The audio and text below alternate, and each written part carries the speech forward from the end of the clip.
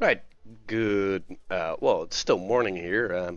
Good morning, I guess. Don't know when you're gonna watch this, but um, I thought I'd make a video about a few small performance issues that are still there with space engineers. And because it's pretty hard to describe, I thought it would be better if I just showed it to you guys. So, well, we are hosting on the iCare community server. We host our own hardware and uh, well, we maintain all our own stuff. So we are pretty sure we've set up everything correctly. We also tweaked a lot of things to make it perform as it should. So we are pretty sure during these years that we found the best setup for hosting a server. We are running two at the moment, which we actually found out that if you run two instances of Space Engineers, it makes better use of its CPU cycles, which is weird, but oh well, it works. So first off, pardon me if I sound a little raspy or anything. I've been awake for too short a time to sound fresh. So, first off, what we noticed is that the server sim speed has improved radically in the past few months, so that's a good thing. Also, the fact that the server is leading in positions is a really good thing, even though it gives some small issues on other parts. What we did, we are hosting a production server, which I'm on right now, and as you can see, the sim speeds are actually pretty good. Server sim speed and the likes, no complaints there. It's all running on, well, it's bobbling around server sim speed of 1, which is what you would want in a server. But what we did notice, and admittedly so, this is a big ship, so you will notice a biggest impact on this one. As you can see, it can only reach the back of the ship. I'm fully scrolled out. So this is a big ship.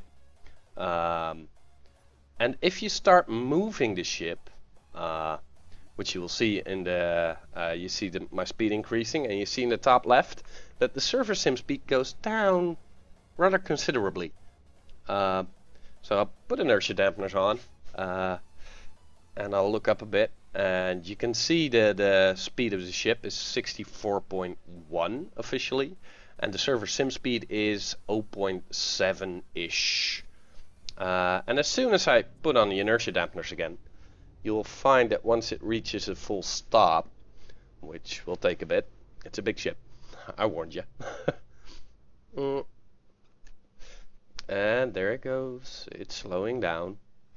And we are at a halt.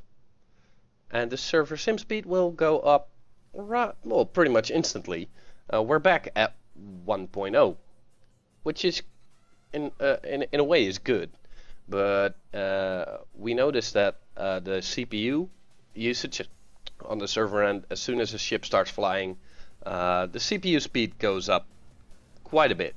And the larger the ship, the bigger the impact. Because, I mean, I'll show you guys by dying right here. And quick travel to my other ship, which is quite a bit smaller. It's, well, it's an explorer ship. Might be even best if I jump into the hangar. So you can see I have some small ships attached to it. In the hangar is where I've just spawned.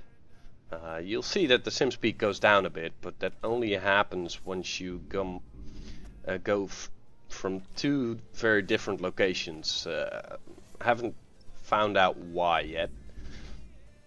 But you will soon see that it will stabilize in a bit. The impact of it isn't all that big. So this is the ship I'm in now, which is considerably smaller than the other one. We have some other ships at the back, and you can see that the sim speed is around 9-ish, and it's pulling itself up towards the 1. But as soon as I start flying, and I'll keep an eye on the speedometer. There we go. I've started flying, and you'll see that the sim speed also dropped between 7 and 8. Not as high as an impact as the other ship, which gave it between 6 and 7.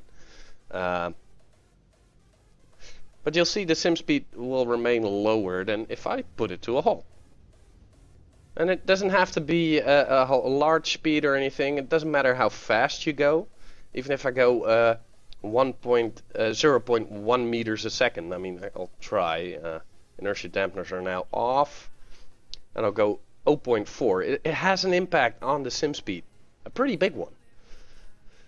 We haven't tried this by using multiple ships flying around. And I mean, I haven't tried it on small ships yet. Which we can do right now. To see what impact it gives. So we'll go to the hangar and try that one out. I mean, that's why we're here. That's why we're recording. And open all the doors.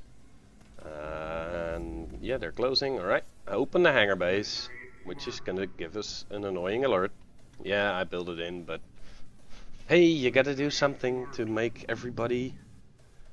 Ooh, wait a minute, this one. This ship isn't ready to fly yet, I believe. Yeah, turn it off. This is a planetary lander. Now, let me see. Do I even have a space-worthy ship? Yeah, I do. This one. There we go. Yeah, this one isn't finished yet. I know. Yeah, and that's a bug too. If you land the ship and turn off its engines. It will, you have to press the inertia dampeners on off several times before they actually work. So we're now flying a small ship, which seems to have quite the impact too, but let me just stand still for a bit. And that might take a bit, because I don't have the hydrogen thrusters on this one. Alright, so we are between 9 and 1, I guess. Well, more like 8.5 and 9.5. Alright, so I'll start flying. And see what it does with sim speed. Well, by the looks of it, it just decreases a small bit, but... not too big of an impact, but there's still an impact, so... oh, well, just by a little bit. So, alright, fair enough. The small ships don't bring as much to the table in terms of performance impact, but they still do. So I guess if you're flying a lot of ships, your sim speed's going to go down considerably. And, well, I'll just get it ready to park again. So I guess that's it for now, but as you can see, all this stuff severely impacts the sim speed. I mean, even the timer blocks seem to impact it, if I look at it correctly. And there, the door's open. Another timer block should start, and well, I can fly it in now, but which I will.